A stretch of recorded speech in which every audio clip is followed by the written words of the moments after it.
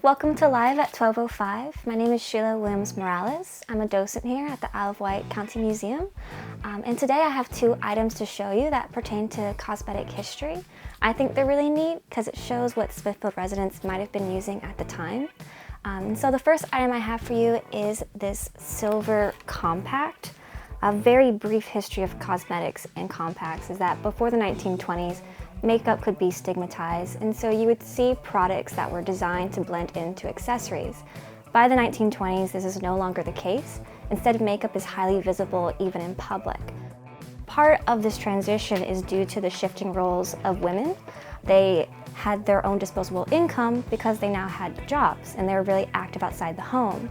With a disposable income, they're now a new target for companies. So companies were creating products that would appeal to this new demographic, and cosmetics was one of those areas.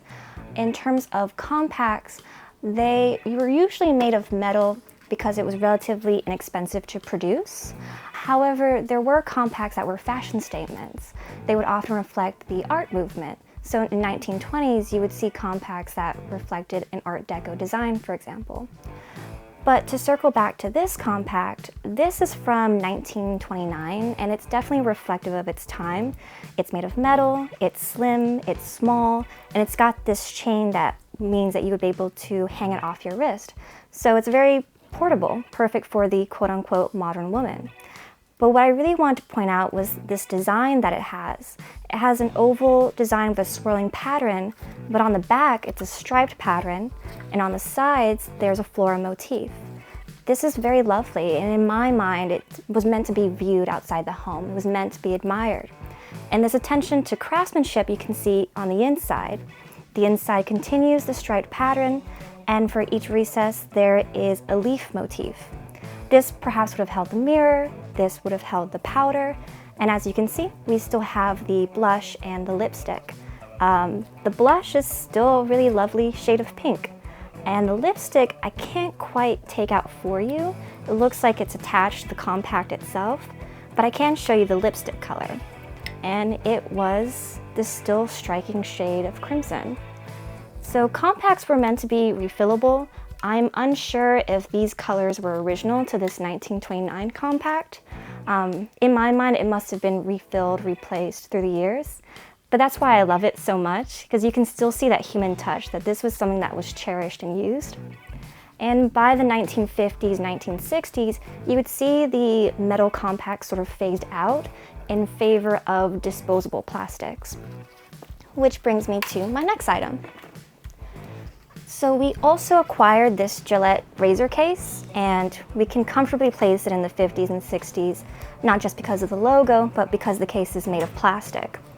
And if we open it up, we can see that there is a gold-plated razor. So the razor is known as a toggle razor. It was part of the Gillette adjustable series. The series was unique for the time because it allowed for different angles of shaving. The toggle razor had 9 settings, and it was distributed in 1957, 1958 in limited areas. It was distributed nationally in 1960, and it was called a toggle razor because if you just toggle this end up, it opens the razor head. When I did it for the first time, I hadn't realized that there was still a blade inside of it, and so I did some research on the blade itself. And this is a Gillette Platinum Plus. When I looked up the patent for it that's listed on the blade, I found that it was a patent from 1959 by a Mr. Irwin W. Fishbane, who had been a scientist for the Gillette company. However, I didn't see any ads for it until 1969. In a magazine, they were introducing this new technology, the Platinum Plus, and how innovative it was to combine platinum and chrome. And so much like the compact, the razor would have been refilled.